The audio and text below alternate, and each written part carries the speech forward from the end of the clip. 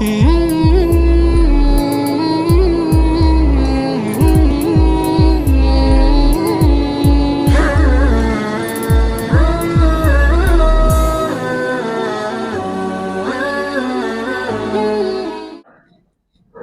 لله كفى وسلام على عباده الذين اصطفى أما بعد فأعوذ بالله من الشيطان الرجيم بسم الله الرحمن الرحيم وما أرسلناك إلا رحمة للعالمين صدق الله العظيم اللهم صل على سيدنا محمد وعلى آل سيدنا محمد وبارك وسلم اللهم صل على سيدنا محمد وعلى آل سيدنا محمد وبارك وسلم اللهم صل على سيدنا محمد وعلى آل سيدنا محمد وبارك وسلم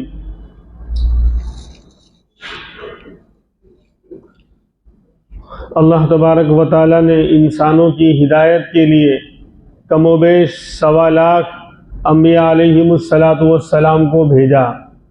ہر نبی ہادی اور رہنما اور رہبر بن کر آئے، سب اللہ کے پاک اور نیک بندے تھے، لیکن ایک صفت جو امام الانبیاء محمد الرسول اللہ صلی اللہ علیہ وسلم میں پائی جاتی ہے وہ دوسرے انبیاء میں نہیں پائی جاتی۔ سب نیک تھے، اخلاق اور کردار کے اعلیٰ معیار پر تھے، پاک تھے، رہنما اور رہبر تھے، لیکن شاعر کہتا ہے نبی کی شان بیان کرتے ہوئے، آئے دنیا میں بہت پاک و مکرم بن کر، آئے دنیا میں بہت پاک و مکرم بن کر، یعنی دنیا میں بہت سارے انبیاء آئے جو پاک اور مکرم بن کر آئے، تو آئے دنیا میں بہت پاک و مکرم بن کر، کوئی آیا نہ مگر رحمت عالم بن کر۔ ساری انسانیت کے لیے رحمت للعالمین کا لقب اور خطاب اگر کسی کو ملا ہے تو امام الانبیاء محمد الرسول اللہ صلی اللہ علیہ وسلم کی ذات گرامی کو ملا۔ آپ امت کے لیے بڑے شفیق اور بڑے مہربان تھے۔ قرآن کریم نے اس منظر کو، اس بات کو بھی بیان کیا، لقد جاءکم رسول من انفسکم عزیز علیہ ما عنتم حریص علیکم بالمؤمنین رؤوف الرحیم، کہ نبی کی ذات ایمان والوں پر بڑی شفیق اور بڑی مہربانی والی ہے۔ آپ امت کے لیے بڑے شفیق اور بڑے مہربان تھے۔ اللہ تبارک و تعالیٰ نے ہمیں 2 بے مثال نعمتوں سے نوازا ہے۔ اللہ تبارک و تعالیٰ نے ہمیں 2 بے مثال، جس کی کوئی مثال اور قیمت نہیں ہے، ایسی عظیم الشان 2 نعمتوں سے نوازا ہے۔ ایک سب سے بڑی نعمت وہ نعمت اسلام ہے کہ انسان 70 سال 80 سال 90 سال تک کفر و شرک کرنے والا ہو، اللہ کی نافرمانی کرنے والا ہو، یا صنم بتوں کو پکارنے والا ہو، لیکن ایک مرتبہ سچے دل سے لا الہ الا اللہ محمد الرسول اللہ کا کلمہ پڑھ لیتا ہے، اللہ تبارک و تعالیٰ اس اسلام کی بنیاد پر، کلمہ اسلام کو پڑھنے کی بنیاد پر 70 سال کا کفر اور شرک ایک دم سے معاف فرما دیتے ہیں۔ ان الاسلام یہدم ما کان قبلہ، کہ اسلام اپنے سے پہلے کیے گئے بڑے بڑے گناہوں کو مٹا دیتا ہے۔ تو یہ عظیم الشان نعمت اللہ نے عطا فرمائی۔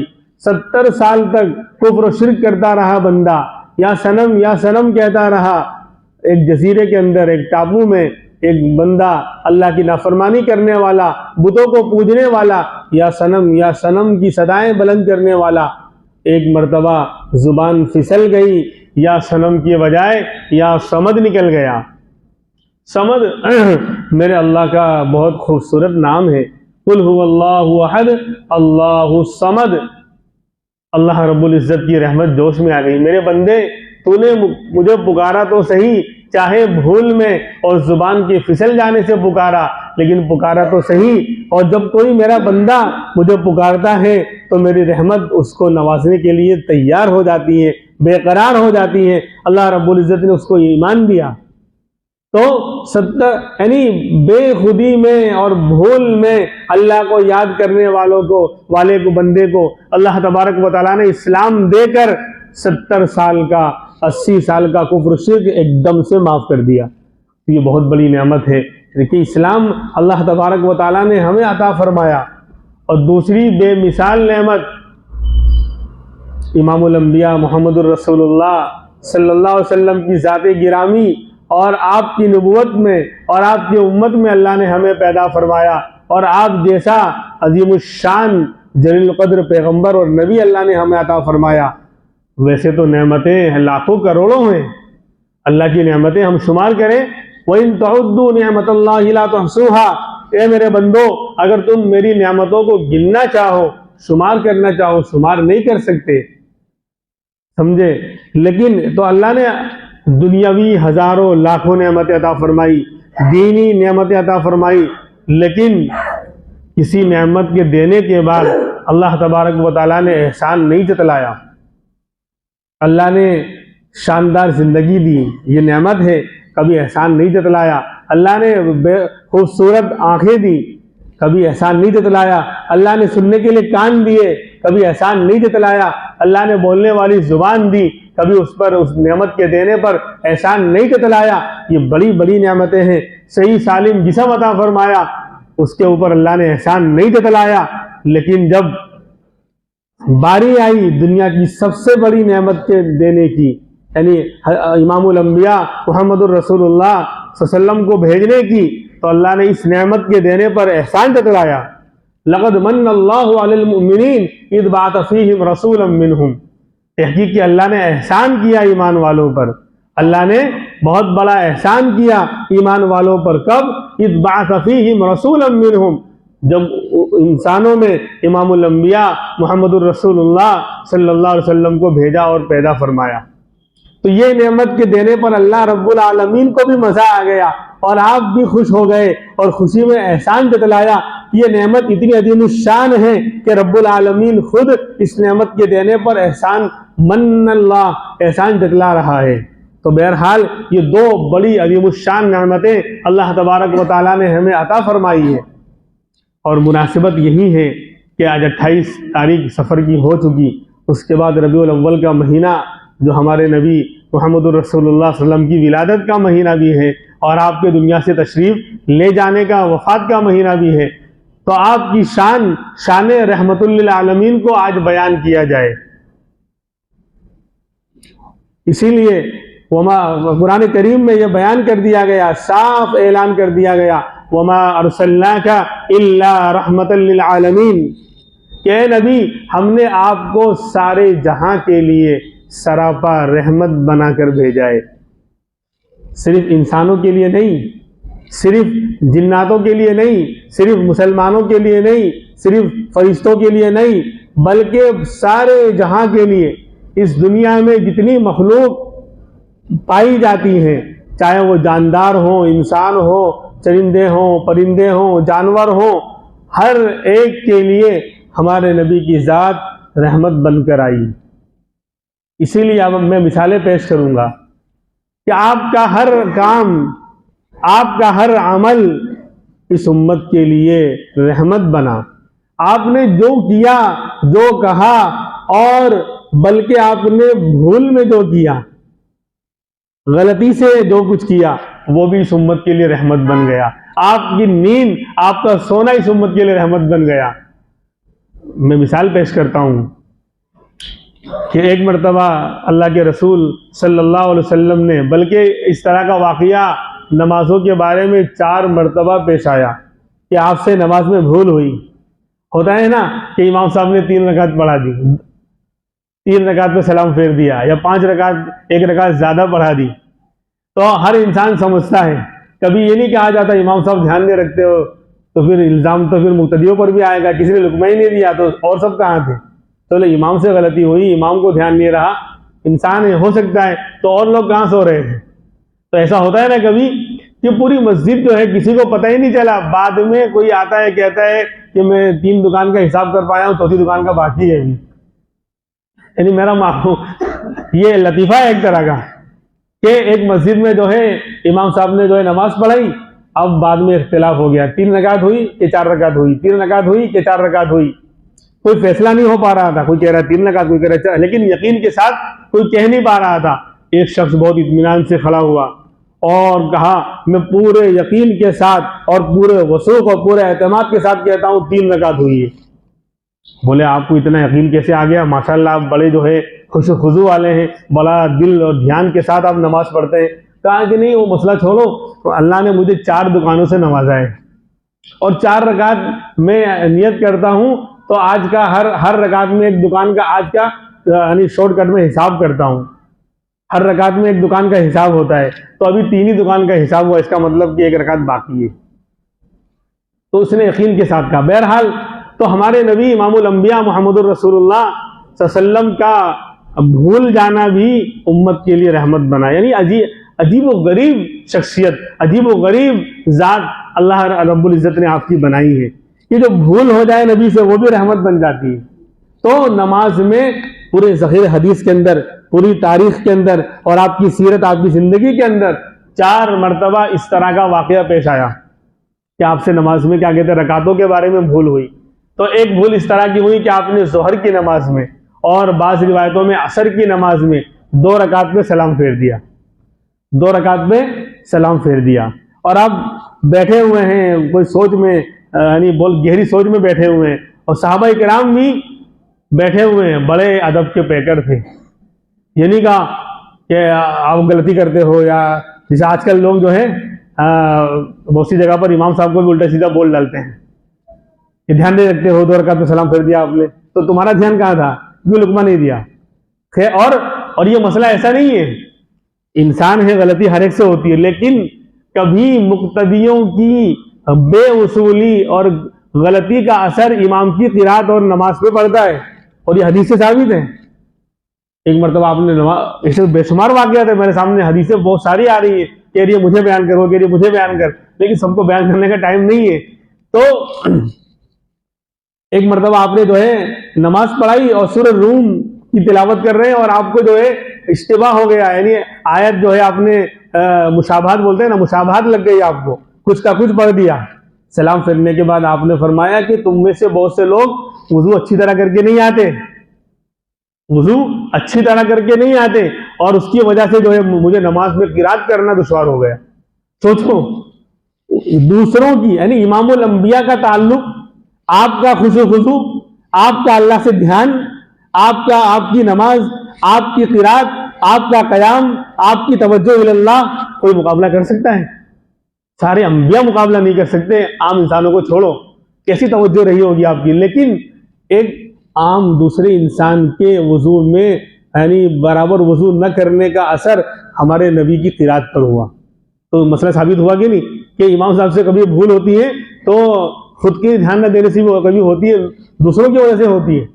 اور میں تو مجھ سے بھی بھولیں ہوئی اور ہوتے رہتی ہیں، تو بعض مرتبہ ایسا ہوا کہ بالکل یاد تھا کہ 3 رکعت ہے، یعنی 3 رکعت میں پڑھا رہا ہوں، 4تھی رکعت میں کھڑا ہو رہا ہوں، پھر ایک دم سے اللہ دھیان ہٹا دیتا ہے، ایک دم سے بالکل ہی، اور 4تھی رکعت پر یعنی کھڑے ہونے کا تھا لیکن سلام پھیر دیا، یعنی ایک دم سے ہی اللہ بھلا دیتے ہیں۔ ابھی تک دھیان تھا 3ری رکعت میں کھڑا ہو رہا ہوں، مجھے معلوم ہے، پھر ایک دم سے یعنی اللہ بھلا دیتے ہیں۔ تو یہ میری اور آپ کی، ہم تمام کی 2 اصولیوں کی وجہ سے ہوتا ہے۔ بہرحال یہ بات ضمناً آ گئی، تو آپ نے 2 رکعت میں سلام پھیر دیا، اب آپ بیٹھے ہوئے ہیں، صحابہ بھی بیٹھے ہوئے ہیں، اور بڑے ادب والے تھے وہ لوگ، کہتے یعنی بہت اچھے انداز میں، ایک صحابہ ہے ذوالیدین ان کا لقب ہے، اور ان کے لمبے لمبے ہاتھ تھے، تو نام پڑا گیا 2 لمبے ہاتھ والے، ان کا نام کچھ اور تھا، لیکن یہ تو وہ تھوڑے جو ہے گاؤں کے رہنے والے تھے، تو وہ بول پڑے کہ حضرت کیا نیا حکم نازل ہوا؟ یعنی انداز دیکھیے، یہ نہیں کہہ رہے کہ آپ سے بھول ہوئی، آپ نے غلطی کی، نہیں، ادب کہ کیا کوئی نیا حکم اترا ہے کیا اللہ کے رسول؟ آپ کو تو دھیان ہے ہی نہیں، آپ کو تو پتہ ہی نہیں ہے کہ میں نے 2 رکعت میں سلام پھیرا ہے، آپ تو خاموش بیٹھے ہوئے ہیں۔ تو کہا کہ کیا نیا حکم نازل ہوا؟ تو آپ نے کہا بھائی ایسا کیوں کہہ رہے ہو، نیا حکم؟ کوئی نیا حکم نازل؟ بولے نہیں، اللہ کے رسول آج 2 رکعت پہ سلام پھر گیا ہے۔ بولے اچھا ایسا ہوا؟ پھر آپ نے جو ہے بعد میں نماز یعنی پڑھائی۔ خیر، تو یہ آپ بھول گئے، اب آپ کی بھول بھی امت کے لیے رحمت بن گئی۔ اگر آپ نہ بھولتے تو سجدے سو اور نماز میں بھول والا مسئلہ، اس پر کیا کرنا ہے اور کیا نہیں کرنا ہے، یہ مسئلے سامنے کیسے آتے؟ تو آپ کی بھول بھی امت کے لیے رحمت بنی کہ اگر واجب وغیرہ چھوٹ گیا ہے، آگے پیچھے ہو گیا ہے، تو سجدے سو کر لو، اللہ نماز کو مکمل مان لیں گے، قبول کر لیں گے۔ تو آپ کی بھول بھی رحمت بنی، اور اس طرح کا واقعہ 4 مرتبہ پیش آیا بہرحال۔ اور آپ کی نیند بھی امت کے لیے رحمت بنی، سراپا رحمت بن کر آئے تھے نا آپ، تو آپ کا سو جانا اور نیند میں چلا جانا یہ بھی رحمت بنی۔ غزوہ خیبر سے واپس آ رہے ہیں، غالباً سفر کے اندر ہیں، صحابہ کرام کی جماعت ساتھ میں ہے، اور آپ جو ہے ٹھنڈے میں زیادہ چلنے کے عادی تھے، دن میں قیام ہوتا، رات میں چلتے، تو آپ رات میں چلتے رہے، آخری وقت میں تھوڑا آرام کرنے کے لیے ایک جگہ پر قیام ٹھہرے سب۔ حضرت بلال کو بلایا، خادم تھے وہ، کہ تمہاری ذمہ داری ہے صبح فجر کے وقت اٹھا دینا، ہم سب تھکے ہیں، سونے جا رہے ہیں، تمہاری ذمہ داری ہے صبح فجر کے وقت ہم کو جگا دینا۔ یہ کہہ کر جو ہے ذمہ دار بنا کے آپ سو گئے، سارے صحابہ سو گئے۔ اب حضرت بلال نے سوچا کہ میری ذمہ داری ہے، مجھے جاگنا ہے، اگر میں لیٹوں گا تو میں بھی سو جاؤں گا، لاؤ 2-4 رکعت نماز تہجد کی پڑھ لوں۔ آج کا مسئلہ تو لاؤ تھوڑا 2-4 گیم کھیل لوں، نیٹ کا پیک بچا ہوا اس کو پورا کر لوں۔ یہ فرق ہو گیا، یعنی ہم نے اپنی زندگیاں، اپنی صحت، اپنا دین، اپنی دنیا سب کچھ تباہ کر ڈالا ہے، مال دے کر، فری میں نہیں۔ خیر، تو صحابہ تو اللہ والے تھے، دین والے تھے، تو کہا لاؤ بھائی مجھے جاگنا ہے، ایسے لیٹوں گا، سو جاؤں گا، 2-4 رکعت پڑھی، پھر کہا کہ لاؤ تھوڑا ٹیک لگا کے بیٹھ جاؤں، لیٹوں گا نہیں۔ لیکن اللہ کا فیصلہ کچھ اور تھا، تو انہوں نے جو ہے یوں ٹیک لگایا، کجاوا ہوتا ہے جو اونٹ کے اوپر لکڑی کا رکھا جاتا ہے، وہ نیچے رکھا ہوا تھا، اونٹ بھی آرام کر رہے تھے، تو اس لکڑی سے ٹیک لگائے اور صبح صادق کی طرف رخ کر لیا کہ جب صبح کی روشنی ظاہر ہوگی، گھڑی تو تھی نہیں، تو میں جگا دوں گا۔ اب سو گئے، اللہ نے ان کو بھی سلا دیا۔ اب کیا ہوا، فجر کا وقت بھی ہو گیا اور وقت نکل گیا، یہاں تک کہ سورج نکل آیا، اور اس کی دھوپ جب صحابہ کے اور اللہ کے رسول کے چہرے انور پر پڑی، جب سورج کی شعاؤں نے میرے نبی کے چہرے کا بوسہ لیا، تو اب آپ کی آنکھ ایک دم گھبرا کر آپ اٹھے جلدی سے، اور حضرت بلال کو کہا کہ بلال کیا کر رہے ہو؟ بولے جس ذات نے آپ کو سلایا اس نے مجھے بھی سلا دیا، اللہ کے رسول میں بھی سو گیا۔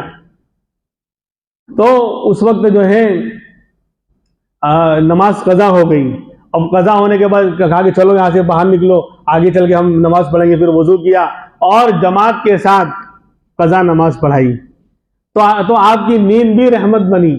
اگر آپ نہ سوتے تو قضا نماز کا مسئلہ سامنے کیسے آتا کہ اگر وقت نکل جائے، کبھی انسان سے بھول ہو جائے اور آنکھ نہیں کھل پائی، کوشش کی تھی لیکن آنکھ نہیں کھل پائی، تو آپ قضا نماز کیسے پڑھیں گے؟ تو پوری جماعت کی چھوٹ گئی ہے، تو جماعت کے ساتھ باقاعدہ اذان بھی ہوگی، اقامت بھی کہی جائے گی، جس طرح ادا نماز ہوتی ہے۔ اگر سب کی جماعت چھوٹ گئی ہے اور نماز قضا ہو گئی ہے تو باقاعدہ اذان اور اقامت کے ساتھ آپ نے قضا نماز پڑھائی۔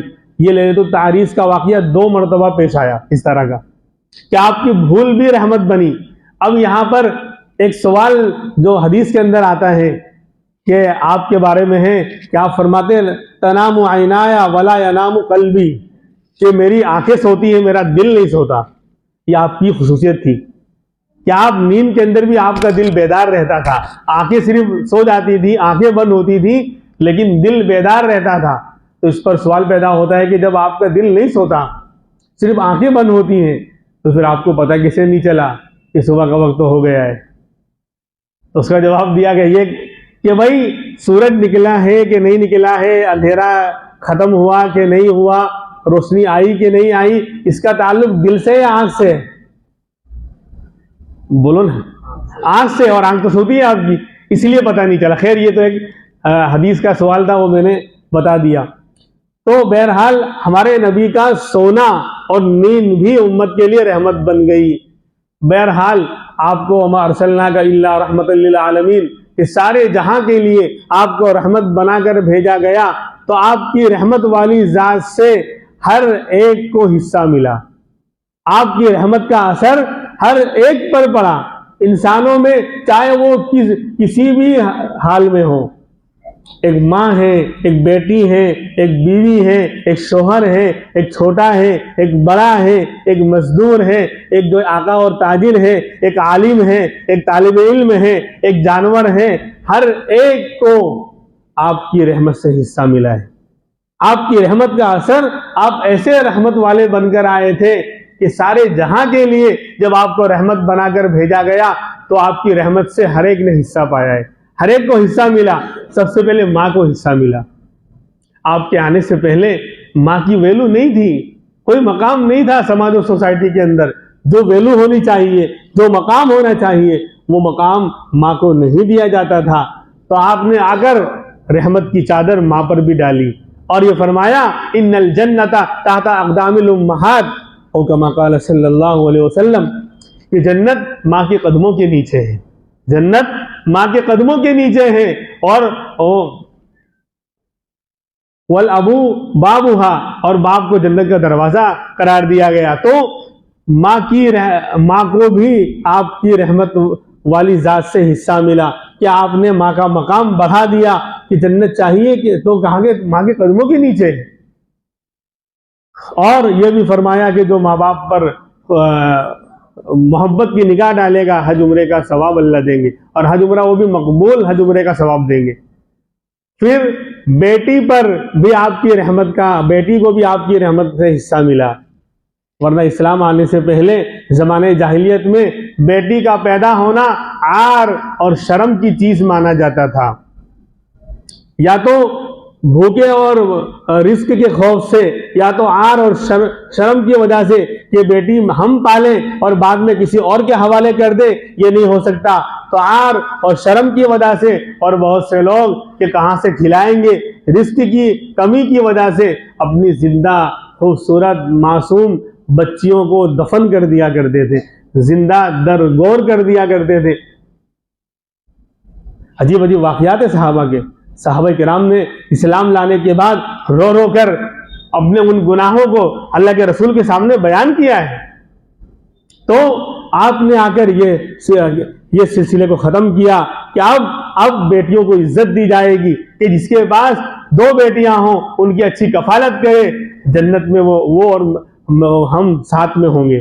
تو بہرحال تو بیٹیوں کو بھی آپ کی رحمت سے حصہ ملا کہ اب کوئی بیٹی زندہ دفن نہیں کی جائے گی۔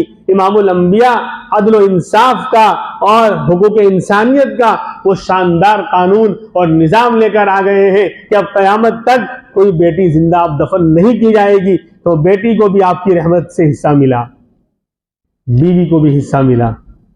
ورنہ عرب میں زمانے جاہلیت میں بیوی کی کوئی حیثیت نہیں تھی۔ اگر شوہر مر جاتا تو جیسے کہ آج ہماری یہاں کی بعض قوموں میں یہ ہے کہ اس کو زندہ رہنے کا حق نہیں ہوتا تھا، اس کو ساتھ میں جلا دیا جاتا شوہر کے ساتھ، اور اگر جلانے کا ستی کی رسم تو ختم ہوئی، لیکن اب وہ زندگی بھر اسی طرح بیوگی کی زندگی گزارے گی، کہیں اور نکاح نہیں کر سکتی، اور کوئی کیا کہتے ہیں یعنی فنکشن میں اور زیب و زینت کے اندر وہ نہیں آ سکتی۔ ایسے ہی عرب کے اندر بھی ماحول تھا، اس کو جس طرح مال پر قبضہ کر لیا جاتا ہے کسی کے مرنے کے بعد، تو عرب میں یہ دستور تھا اسلام آنے سے پہلے کہ مرنے والے کی بیوی پر بھی قبضہ کر لیتے تھے لوگ، اس کو باندی بنا کر اور کیا کہتے ہیں غلام بنا کر رکھا جاتا تھا، اور ظلم و ستم کے پہاڑ توڑے جاتے تھے، مال اس کا، مال اس کے شوہر کا، سب کچھ اس کا، لیکن اس کو ایک کمرے میں بند کر دیا جاتا تھا اور ظلم و ستم کی حدیں پار کی جاتی تھی۔ اسلام نے آپ نے آ کر یہ کہا خیرکم خیرکم لأہلی، کہ سنو تم میں بہتر کون؟ لمبی لمبی نمازیں پڑھنے والا نہیں، لمبے لمبے سجدے کرنے والا نہیں، بڑے بڑے مال صدقہ خیرات کرنے والا نہیں، بڑے بڑے حج عمرے کرنے والا نہیں، بڑی بڑے اذکار اور تلاوت کرنے والا نہیں، بلکہ خیرکم خیرکم لأہلی، تم میں بہتر وہ ہے جو اپنے گھر والوں کے نزدیک بہتر ہو، جس کی بیوی اس سے خوش ہو، گھر والے اس سے خوش ہو، وہ اگر گھر والوں کے نزدیک بہتر ہے تو وہ بہتر مانا جائے گا۔ آج ہم باہر تو بھیگی بلی بنے رہتے ہیں اور گھر میں جا کر ظلم و ستم کا پہاڑ توڑتے ہیں بیوی پر۔ اللہ کے رسول کا حال یہ نہیں تھا.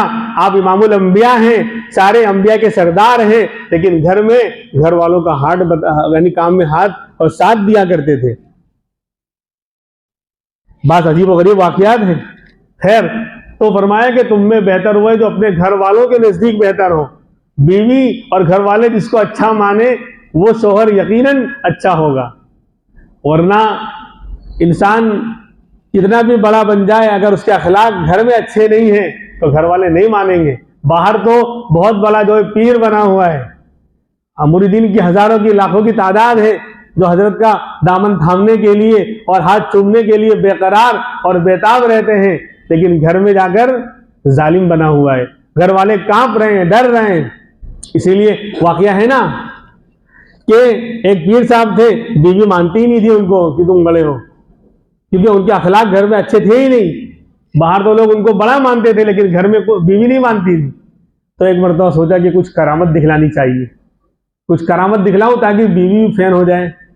تو آسمان میں اڑتے ہوئے گزرے. گھر والے نے دیکھا, اب اوپر تھے تو برابر نظر نہیں آیا کون تھا. تو جب گھر پہنچے تو کہا کہ تم کیا پیر بنتے ہو, تم کیا اپنے آپ کو بہت بڑا اللہ کا ولی مانتے ہو؟ ارے آج ولی میں نے دیکھا ہے, ولی تو آج میں نے دیکھا ہے. بولے کیسا ولی؟ بولے آسمان پہ اڑ رہا تھا, آسمان میں اڑتے ہوئے دیکھا ہے. تو کہا کہ وہ میں ہی اڑ رہا تھا. کہا کہ جبھی تو ٹیڑے اڑ رہے تھے.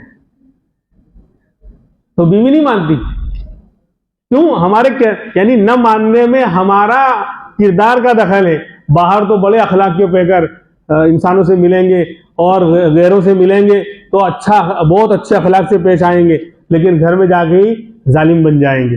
تو فرمایا نہیں, بیوی کو حصہ ملا, خیرکم خیرکم لاہلی. پھر فرمایا ان الدنیا کلھا متاع وخیر متاعھا المرأۃ الصالحہ, کہ دنیا سب کا سب جو ہے سامان ہے, فائدہ اٹھانے کی چیز ہے, اور بہترین دنیا کا سامان کون؟ نیک بیوی. دنیا کی چیزوں میں سب سے بہترین کون؟ نیک بیوی. تو یہ کیا کہتے ہیں, امام الانبیاء کے ذریعے بیوی کو رحمت کا حصہ ملا.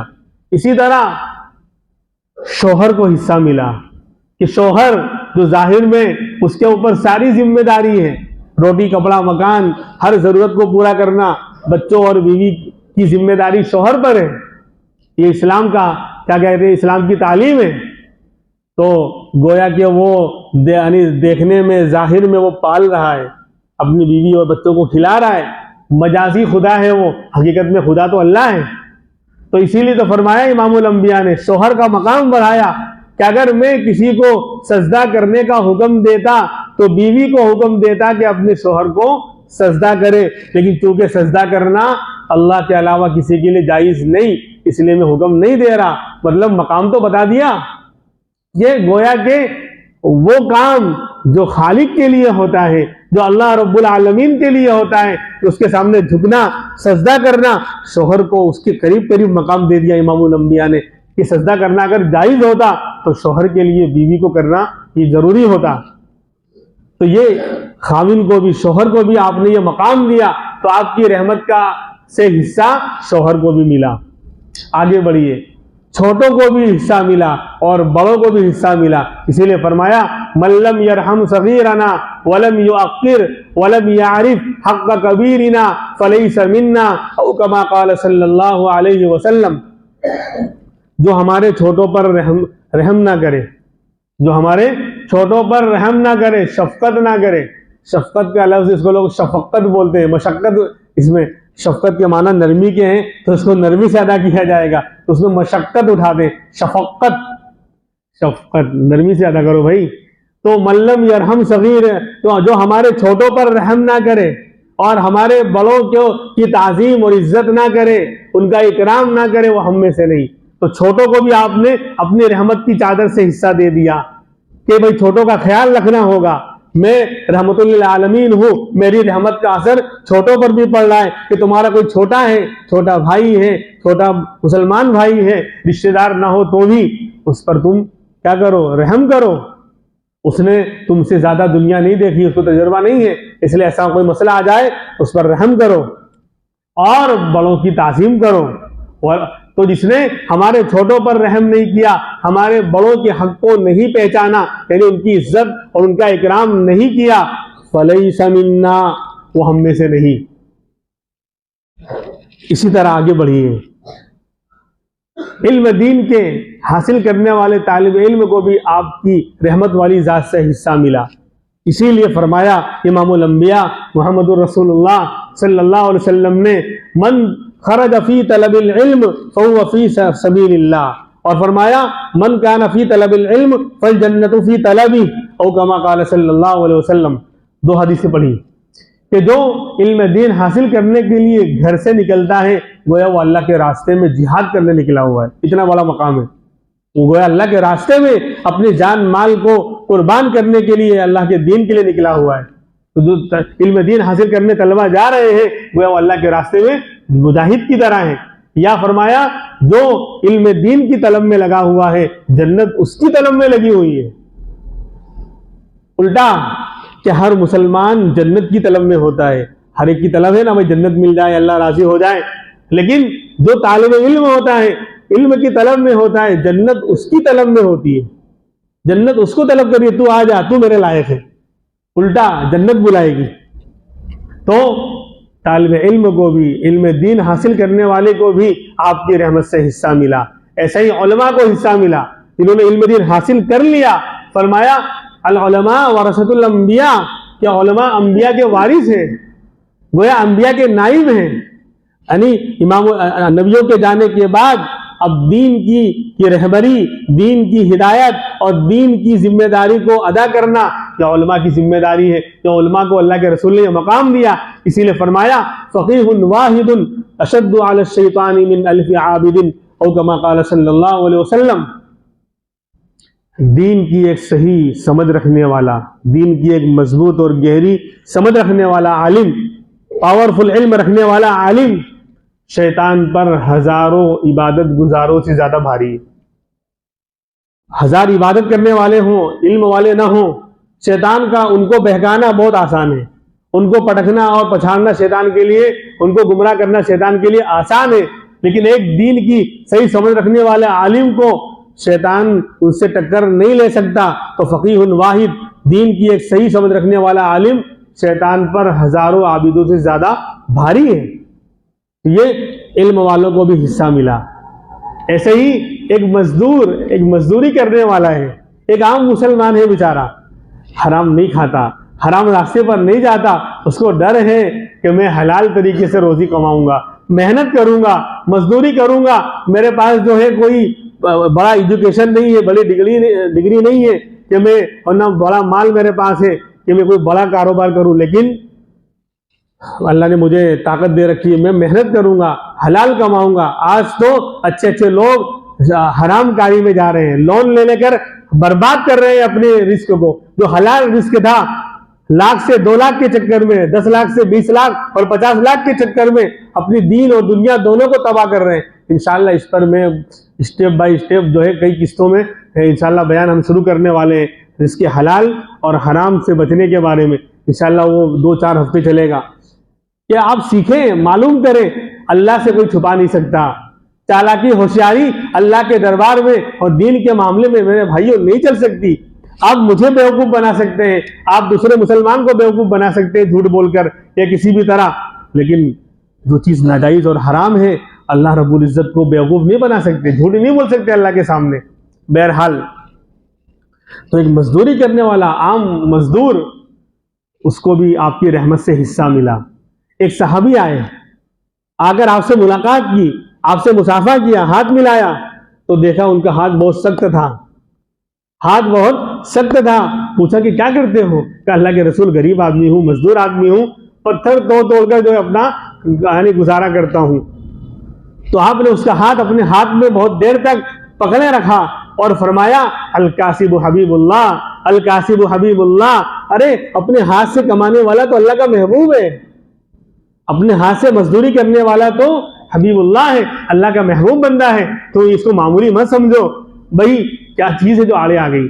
چاہتا تو وہ بھی چوری کر سکتا تھا، چیٹنگ کر سکتا تھا، اور کسی کی ٹوپی کسی کو پہنا سکتا تھا، الٹے سیدھے دھندے اور کاروبار کر سکتا تھا۔ آج بہت سارے آن لائن ناجائز کاروبار چل رہے ہیں اور اچھے اچھے لوگ اس میں ملوث ہوتے جا رہے ہیں. کسی بھی بڑے مفتی کا فتویٰ نہیں لیا, کسی بھی بڑے یعنی دینی ادارے سے فتویٰ نہیں لیا, بھائی پوچھے بغیر کیوں کاروبار کر رہے ہو؟ بولے فلاں مولانا کر رہے ہیں. بھائی ہر لائن میں ہر طرح کے لوگ ہیں, ہر لائن میں پانچوں انگلی برابر نہیں ہوتی. اللہ نے ہاتھ میں رکھ کے بتا دیا کہ دیکھتے رہو, دیکھو پانچوں انگلی برابر نہیں ہوتی. تو ہر لائن میں عوام الناس کے اندر بھی تو دین کی لائن میں بھی کچھ اس طرح کے لوگ ہیں. اس کا مطلب یہ نہیں کہ سارے علماء ایسے ہیں, ورنہ قیامت آ جائے گی. اگر سارے علماء بگڑ جائے تو قیامت آ جائے گی. کچھ ہیں بیچارے, تو لوگ یہ حوالہ دیتے ہیں فلاں مولانا صاحب بھی تو کر رہے ہیں, فلاں صاحب بھی تو کر رہے ہیں. تو کل یہ کہو گے اللہ فلاں صاحب بھی کرتے تھے, تو اللہ کہے کہ میں نے یہ کہا تھا؟ قرآن میں کہیں آیا ہے؟ حدیث میں میرے نبی نے کہیں فرمایا کہ فلاں مولانا صاحب کرے تم کر سکتے ہو حلال؟ فلاں مولانا صاحب پر ایمان لائے ہو, مجھ پر ایمان لائے ہو, قرآن پر ایمان لائے ہو کہ اللہ کے نبی کی حدیث پر ایمان لائے ہو؟ جواب دینا وہاں بھاری پڑے گا, یہاں تو ہم بول کے چھٹک جائیں گے. اسی لیے بہت سارے انشاءاللہ وہ ہم جب شروع کریں گے قسطوار باقاعدہ مسائل کی دنیا میں, تو ہم آپ کو بتائیں گے کہ فلاں نیٹ پر انٹرنیٹ پر اس طرح کے کاروبار چل رہے ہیں اور یہ سب ناجائز ہیں, یہ سب حرام ہیں, اور اچھے اچھے انداز میں اچھے اچھے نام پر جو ہے امت کو لوگ گمراہ کر رہے ہیں. دو چار سفید لباس پہننے والے بھی اس میں شامل ہو جاتے ہیں, تو عوام کو بولے وہ مل جاتا ہے کہ دیکھو وہ کر رہے ہیں تو بولے حلال ہے, آنکھ بند کر کے کرو. اسی لیے میں کہتا ہوں کسی بھی بڑے مفتی صاحب کا فتویٰ ان کے جو لوگ ایسا کر ان کو پوچھو فلاں یعنی مفتی صاحب کون سے مفتی صاحب, کسی بھی اچھے مفتی صاحب بڑے مفتی صاحب کا فتویٰ ہے آپ کے پاس, یا کسی بڑے ادارے کا؟ گجرات کے اندر بھی بڑے بڑے ادارے ہیں, یا ہندوستان کے بڑے بڑے ادارے, دیوبند ہے, سہارنپور ہے, شاہی مراد آباد ہے, اور فلاں ہے, ندوہ ہے. کسی بھی بڑے ادارے کا فتویٰ آپ کے پاس ہے نہیں ہے, تو پھر کیوں تم خود بھی جو ہے ڈوب رہے ہو, سب کو ڈبا رہے ہو؟ انشاءاللہ وہ باتیں اس وقت آئیں گی. میں تو آپ کی رحمت للعالمین کو بیان کر رہا تھا. تو مزدور کو کا ہاتھ آپ نے اپنے ہاتھ میں لے کر بہت دیر تک اس پر فخر کرتے رہے اور فرمایا الکاسب حبیب اللہ, کہ نہیں یہ بہت اچھی چیز ہے, اپنے ہاتھ سے کمانے والا اللہ کا محبوب ہے. پھر بڑے بڑے تاجروں کے بارے میں فرمایا, ان کو بھی حصہ دیا آپ نے. فرمایا التاجر الصدوق الامین مع الانبیاء والصدیقین, کہ سچا امانت دار تاجر جو جھوٹ نہیں بولتا, خیانت نہیں کرتا, امانت دار ہے, دیندار ہے, سچا امانت دار بزنس مین, کل قیامت میں انبیاء اور صدیقین کے ساتھ ہوگا. اس کا حشر انبیاء کے ساتھ وہ کھڑا ہوگا. کاروبار کرنے والا ہے, دنیا دار انسان ہے, لیکن سچائی کے ساتھ اور امانت داری کے ساتھ, دیانت داری کے ساتھ, کہ سود اور انٹرسٹ کو اپنے کاروبار میں آنے نہیں دیا ہے. بہت سے میں اس وقت جب مسئلے آئیں گے اور باتیں آئیں گی میں بتاؤں گا کہ امت کے وہ نوجوان جو مسئلہ اس طرح کا لے کر آتے ہیں, ہم انہیں سلام پیش کرتے ہیں. کہ آج کے زمانے میں اتنے محتاط لوگ بھی ہیں, اتنا ڈرنے والے بھی, جو مفتی صاحب آپ صاف مسئلہ بتا دو, لاکھوں روپیہ ہے فائدے میں, لیکن میں چھوڑ دوں گا, نہیں لوں گا, میرے اللہ نے حرام قرار دیا, میں نہیں لوں گا, چھوڑ دوں گا. ایسے نوجوان ایسے یعنی عورتیں اور نوجوان مرد آتے ہیں مسئلہ لے کر, جن کو ڈر ہے وہ پوچھتے ہیں, اور پھر مسئلہ معلوم ہوتا ہے فوراً چھوڑ دیتے ہیں کہ اگر حرام ہے, ناجائز ہے, جو میرے رب کے نزدیک حرام, اس میں برکت آ ہی نہیں سکتی. تم کتنا بھی دماغ اور دل تم کو کہے, ہوشیاری اور چالاکی کی طرف آمادہ کرے, لیکن اس کے اندر آ ہی نہیں سکتی برکت. جب اللہ ناراض, اللہ کے رسول ناراض, تو برکت کہاں آ سکتی ہے؟ وہ مال کہاں سکسیس اور کامیاب ہو سکتا ہے؟ بہرحال تو تاجر کو بھی حصہ ملا, اسی طرح یتیم کو بھی حصہ ملا. جس کا باپ کا سایہ, نابالغ بچہ ہے, چھوٹا بچہ ہے, اس کے باپ کا سایہ سر سے اڑ گیا, تو فرمایا انا وکافر الیتیم ہاکذا فی الجنہ, کہ میں اور یتیم کی پرورش کرنے والا جنت میں اس طرح ہوں گے. دونوں انگلی ملا کر آپ نے بتایا کہ یعنی ساتھ ہوں گے. یتیم کے سر پہ ہاتھ پھیرنے والا, اس کا خیال رکھنے والا, اس کی کفالت کرنے والا. مثال کے طور پر بڑے بھائی کا انتقال, اس کے بچے ہیں, اور چچا ہیں اور دوسرے بھائی ہیں, تو آپ اس کو بہت سمجھتے ہیں, اس پر ظلم کرتے ہیں. بلکہ الٹا معاملہ ہوتا ہے کہ بھائی تو چلا گیا, اس کے بچوں کی جائیداد اور مال سب ہڑپ کر لیتے ہیں. بجائے رحم کرنے کے, اس کا خیال رکھنے کے, الٹا اس کو اور دبا لیتے ہیں, اور پھر الٹا اس سے کام کرواتے ہیں اور ستاتے ہیں اور ظلم کرتے ہیں اپنے سگے بھتیجے پر, اپنے سگے بھائی کی اولاد پر.